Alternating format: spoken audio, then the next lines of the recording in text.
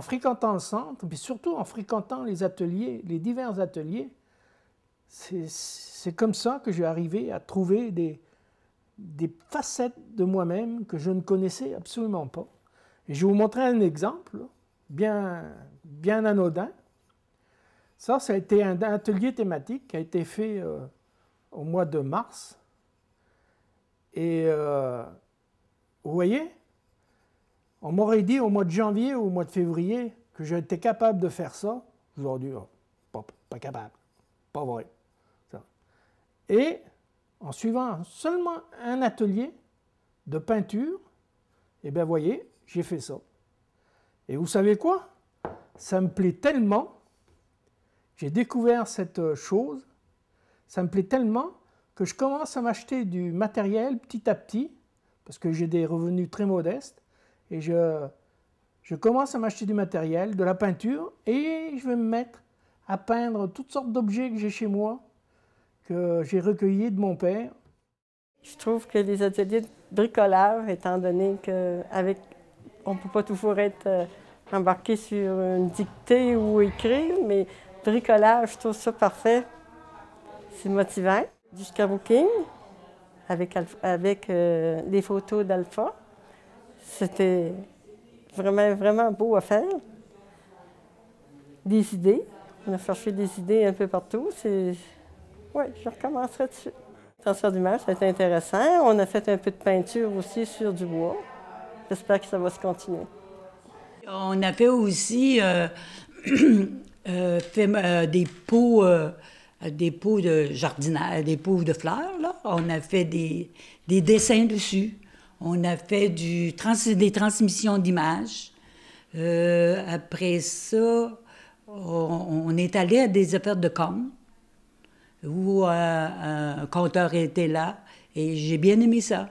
Le compteur nous apportait des choses nouvelles et on a appris que chaque petit objet qu'il nous présentait, chaque personne pouvait raconter son histoire. Et son histoire était individuellement très, très variée par rapport à l'objet qui était présenté. On a fait du scrapbooking, oui, on a fait du scrapbooking, puis des décorations de Noël avec Mme Rouleau de Saint-Jean-de-Dieu. C'est bien le fun, là. Ça fait un autre genre d'activité. D'ailleurs, ça ne fait pas tort de le faire, on n'en fait pas chez nous, ça fait qu'on le fait ailleurs. Hein. En gros, c'est plus intéressant. Tout à l'heure, je vous ai parlé aussi des sorties. Bien, les sorties se divisent en deux. Il y a les sorties locales qui se font dans le milieu et le voyage de fin d'année. Pour ma part, je peux vous parler des sorties locales parce que c'est un petit peu moi qui les organise avec mes collègues de travail, mais il va y avoir des activités, c'est plutôt au niveau thématique aussi, là. On va parler de sorties locales dans le milieu en relation avec des activités spéciales comme la Journée internationale d'alphabétisation, où nous, le 8 septembre, on organise toujours dans la MRC. D'année en année, on change de localité ou de municipalité pour faire un rallye et souligner l'importance de l'alphabétisation. Ensuite, on va parler de pique-nique du printemps, on va parler de fête de Noël, de la sortie cabane à sucre, etc. Et pour le voyage de fin d'année, bien ma collègue Linda Beaulieu, comme elle est experte en la matière, c'est elle qui va vous entretenir du sujet. Grâce à un don de Centraide et d'une contribution du Centre, les participants peuvent voyager à peu de frais. Ça donne l'opportunité à ceux qui n'ont pas l'occasion de voyager de sortir de leur quotidien. Ces voyages sont une façon pour le Centre de récompenser les participants et développer la culture personnelle de chacun. Pour les participants, c'est un moment important de l'année. Au début, les voyages de fin d'année étaient une activité organisée par les participants du Centre. Le but était de leur faire apprendre à faire des réservations et des recherches d'informations. Au fil des années, le comité s'est dissous. Donc, l'équipe de travail a repris en charge l'organisation des voyages. À chaque année, nous faisons un voyage d'une journée. En 2007, nous sommes allés au Témiscouata, voir le Fort Ingalls, le jardin de petite école et le centre Aster. En 2008, nous sommes allés à Drummondville voir le village d'antan. En 2010, nous sommes allés à Kamouraska, à la Seigneurie des Aunais, à la Roche-Veillon, pour voir une pièce de théâtre. À chaque anniversaire du centre, environ aux 5 ans, nous faisons des voyages de 2 jours.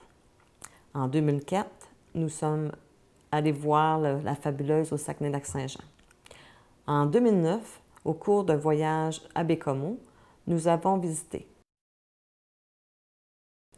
le village forestier d'antan de Franklin, la Manique 2,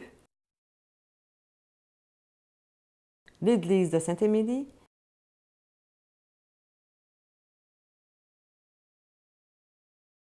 et le centre Jardin des Glaciers. Oui, j'ai toujours participé, puis vraiment, là, ça a toujours été des beaux voyages enrichissants, puis le monde, on apprend toujours de quelqu'un, puis on en remonte aussi, puis ça a été des beaux voyages, des pièces de théâtre, ou à Bécomo aussi, j'étais là. On a vu toute la ville avec un moniteur qui nous a expliqué, c'était vraiment un voyage mémorable. Ça sera recommencé si, en fond, l'année prochaine, je vais être la première à donner mon nom. J'en ai fait, ça doit être 4. Des plus courts, des plus longs. Puis il y a aussi, ce que j'ai aimé beaucoup, c'est des petites choses qu'on fait proches, là, comme aller visiter la fromagerie des Basses. Puis un après-midi, on avait fait comment faire du papier mâché. Tu sais, on n'a pas l'idée qu'on n'a jamais vu ça. Mais quand on voit ça, là, tu dis que tu veux du papier mâché, oh oh, il y a de l'ouvrage là-dedans. Pas pour en faire, là, mais moi, j'aime ça, voir les choses. Voir des choses, apprendre des choses, sans nécessairement les faire. Dans des voyages, on apprend toujours. Qu'on y aille aussi que ça voudra, ça nous reste dans notre idée. Quelqu'un nous a dit quelque chose, ou nous autres, en jasant avec certaines personnes, on apprend toujours de quoi. On s'envoie des fois en allant magasiner. Tiens, salut, ça fait connaître, élargir nos connaissances. Si j'aurais à ajouter, ça serait que ça continue. Ça continue pour aider le monde qui sont isolés. Il y a certaines personnes qui ont peut-être plus de difficultés de moi à écrire et à lire.